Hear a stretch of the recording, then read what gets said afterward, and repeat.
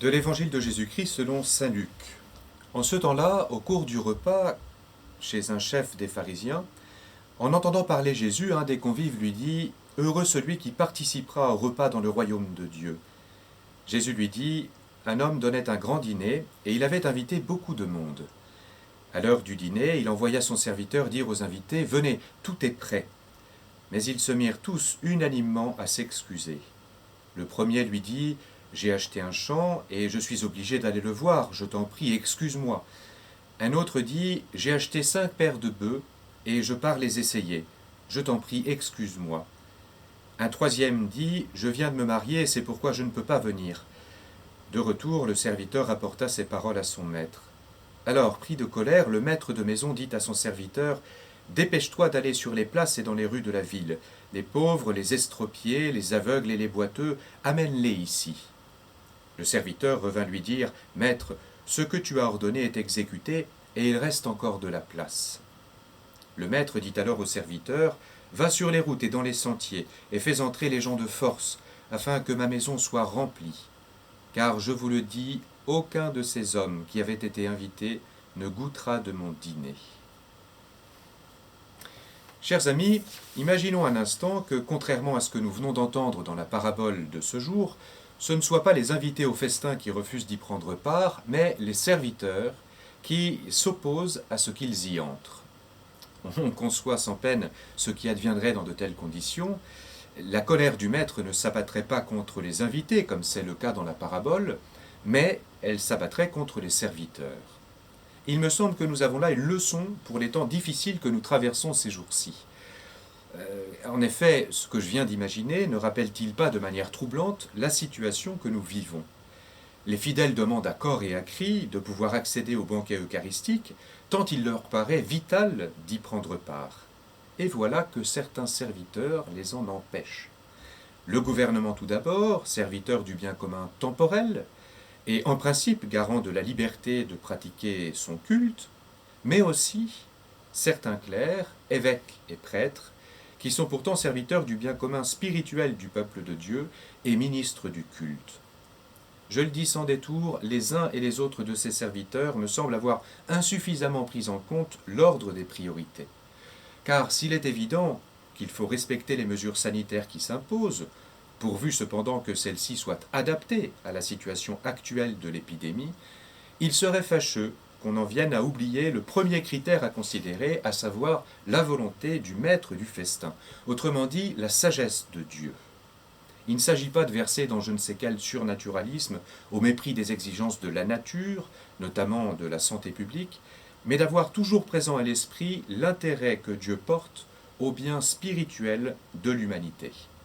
Et au fait que ce bien spirituel requiert, parce que les hommes sont des êtres sociables et des êtres incarnés, corporels et pas seulement spirituels, la participation au culte public. Le culte catholique, qu'est-ce que c'est fondamentalement, sinon d'abord celui que Jésus est venu rendre à son Père. Il est dans une permanente recherche de la volonté du Père à cet égard, fût-ce au détriment d'une répugnance spontanée de sa nature mortelle qu'il est venu assumer. C'est bien ce que nous apprend par exemple l'épisode de l'agonie de Jésus à Gethsémani. Après s'être exclamé « Père, s'il est possible que ce calice s'éloigne de moi », parce que toutes les fibres de sa nature humaine regimbaient à s'approcher du calvaire, le Seigneur concède, dans un parfait mouvement d'abandon, non pas ma volonté, mais la tienne. Par notre baptême, nous avons été configurés au Christ prêtre. Nous autres chrétiens avons donc été agrégés, par conséquent, au culte que Jésus rend au Père. C'est un privilège, mais c'est aussi un devoir. Et les clercs doivent se souvenir qu'ils ne sauraient user du culte public à leur guise, car ils n'en sont pas les propriétaires, ils n'en sont, selon la belle formule de saint Paul, que les intendants des mystères de Dieu. Pour nous acquitter de ce culte, la seule chose qui doit compter, aux yeux des clercs comme des laïcs, c'est, comme y invite saint Paul aux Philippiens, dans ce magnifique texte qui sert justement de première lecture à ce jour, à la messe de ce jour, d'avoir en nous les dispositions qui furent dans le Christ Jésus. Et l'apôtre de préciser, il s'est anéanti, prenant la condition de serviteur, il s'est abaissé devenant obéissant jusqu'à la mort et à la mort de la croix. Qu'on me comprenne bien, il ne s'agit pas de fronder bêtement les décisions gouvernementales.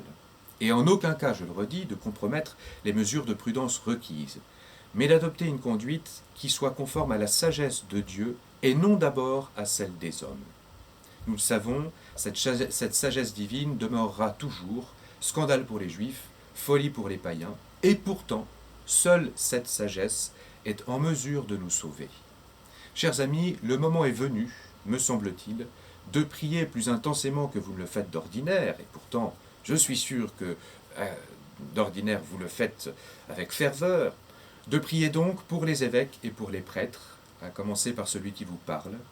Nous avons voué notre existence de manière particulière au service du Maître et au service de nos frères. Eh bien, priez afin que nous puisions davantage en Dieu la grâce qui, comme dit la prière d'ouverture de la messe d'aujourd'hui, donne, je cite, de pouvoir dignement servir. De sorte que, comme dit la suite de cette même prière, nous progressions sans que rien ne nous arrête vers les biens que Dieu promet.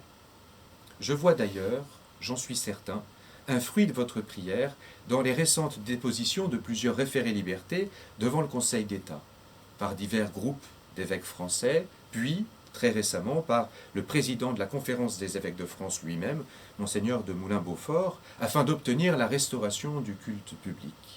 Tout cela est de très bon augure, tout cela est très prometteur, et je crois vraiment conforme au cœur de Dieu et à sa volonté salvifique sur nous.